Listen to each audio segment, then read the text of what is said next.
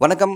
இன்னைக்கு நம்ம டிசி அப்படின்ற படத்த தான் ரிவ்யூ பண்ண போறோம். அது என்னடா டிசி அப்படின்னு கேட்டிங்கன்னா, இந்த படத்துல லோகேஷும், வமிகா அவங்க கேரக்டர் பேரு தேவதாஸ் அண்ட் சந்திரிகா. அதனால படத்து பேரு டிசி. இந்த படத்த இயக்கியிருக்குது யாருன்னு பார்த்தீங்கன்னா, அருண் மாதேஸ்வரன். ஸோ இந்த படம் ஸ்ட்ரிக்ட்லி 18+. ஸோ குழந்தைகளோட, ஃபேமிலியோட கண்டிப்பா இந்த படத்துக்கு போக வேண்டாம். போகாதீங்க. ஸோ நெறைய கெட்ட வார்த்தைகள், அப்புறம் படத்துல ரத்தம் இல்ல. ரத்தத்துல தான் படமே. ஸோ யாரும் உங்க கிட்ஸும், ஃபேமிலி கூட இந்த படத்துக்கு போக வேண்டாம். ஓகே. இந்த படத்தோட கதைய பத்தி பார்த்தோம்னா, ஆரம்பத்துல ஒரு போலீஸோட டிஸ்கார்டட் கன்ஸ் எல்லாம் ஒரு கும்பல் ஆட்டைய போடுறாங்க. அந்த ஆட்டைய போட்டது யாரு அப்படின்னு கண்டுபிடிக்கிறதுக்காக ஒரு போலீஸ அப்பாயிண்ட் பண்றாங்க. அந்த போலீஸையும் மர்டர் பண்றாங்க இந்த கேங். போலீஸ் டிபார்ட்மெண்ட் மேலேயே தாக்குதல் பண்ணியிருக்காங்க. அண்ட் எப்படி மக்களுக்கு நம்ம மேல பயமும், மரியாதையும் வரும் அப்படின்றதுக்காக இன்னொரு போலீஸ் கேங்க அப்பாயிண்ட் பண்றாங்க. யாரு இந்த கும்பல் அப்படின்னு கண்டுபிடிக்கிறதுக்காக. ஸோ இதுதான் இந்த படத்தோட மொத்த ஸ்டோரி.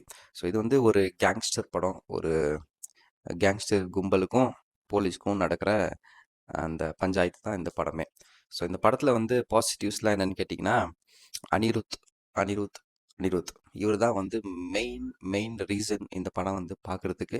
இப்போ எல்லாரும் பார்த்துட்டு இருக்க மெயின் காரணம் அனிருத்துக்காக தான். ஸோ 90% அனிருத்துக்காக தான் இந்த படத்துக்கு போயிருக்காங்க. அந்த அளவுக்கு அவர் நம்மளை சாட்டிஸ்ஃபை பண்ணியும் அனுப்புறாரு. ஸோ நல்ல எஃபெக்டாக இருக்க தேட்டரில் போய் பார்த்தீங்கன்னா நான் சொல்கிறது உங்களுக்கு புரியும். அந்த அளவுக்கு ஒவ்வொரு பிஜிஎம்மும் பூந்து விளையாண்டுட்டு இருக்காப்புல. அனிருத்தை ரேட்டிங் பண்ணோம்னா இந்த படத்தை நம்பர் 1 பொசிஷனில் வைக்கலாம். Next positive Lokesh Kanagaraj and அவர் கேங். இவங்க நல்லா பெர்ஃபார்ம் பண்ணியிருக்காங்க. இது லோகேஷ்க்கு ஏற்ற மாதிரி தான் இந்த கதைக்களமும் அவங்க டிசைன் பண்ணியிருக்காங்கன்னு சொல்லலாம். அண்ட் மூணாவது பார்த்தீங்கன்னா சினிமாட்டோகிராஃபி. இவர் வச்சிருக்க சில சில ஷார்ட்ஸ்லாம் பயங்கரமாக இருந்தது. சூப்பரான shot selection and cinematography. So நெகட்டிவ்ஸ்லாம் பார்த்தீங்கன்னா ஓவர் வைலன்ஸ், ஓவர் ரத்த தெரிப்பு, அப்புறம் போலீஸே நாங்கள் அடித்து கொள்வோம் அப்படின்ற மாதிரி க்ளோரிஃபை பண்ணுற மாதிரி காட்சிகள் இருக்குது. ஸோ இதெல்லாம் நெகட்டிவ்ஸ். ஸோ ஆக மொத்தத்தில் இந்த படம் ஒரு ஒன் டைம் வாட்சபிள் தான்.